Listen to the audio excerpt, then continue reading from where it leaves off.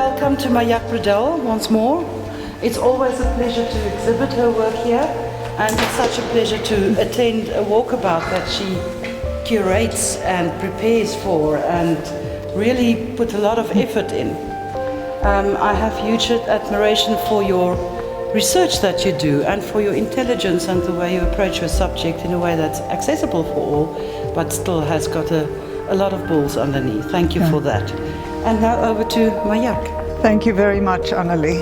Let me just give you a little bit of introduction about my work on Mary Magdalene and why this subject matter.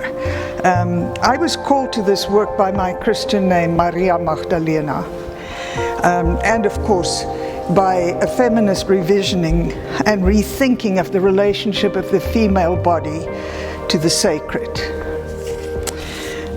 Mary Magdalene, the woman, rarely, if ever, stands for herself.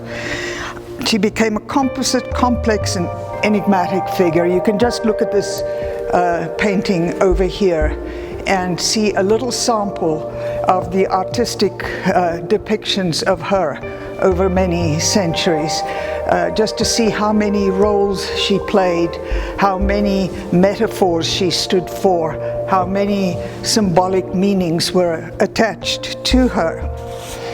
And when you examine the art and you examine the philosophy and the teachings that went alongside the art, you realize that her body was literally used as a slate on which patriarchal monotheism wrote its dictums on sin, sexuality, and the control of women and our bodies.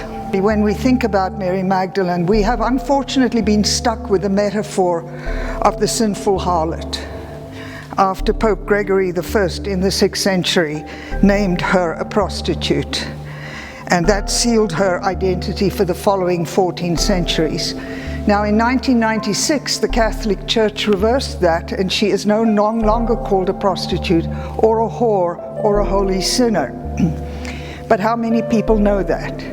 In my investigation of her, I start by wiping this slate clean of much that has been said, written, and painted about her in the course of 2 millennia.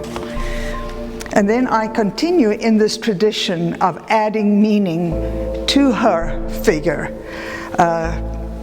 by mirroring and sistering her with echoes from other mythological figures. My work, whether it is about Mary Magdalene, whether it is about the European witch hunts, whether it is about the Black Madonna or the goddess, always plays the mirror to the path of reconciliation between body and spirit. This path has not been straight and narrow and has led often into blind alleys and dead ends. But always the journey, always the process. So actually what you see around you here today is a report on an aspect of the process. What Mary Magdalene has meant to me or means to me because of the association with my name, but also in terms of a feminist examination of how religion and religious art has formed our ideas about ourselves as women and actually injured our relationships to our bodies. What you see here is 20 years of my life.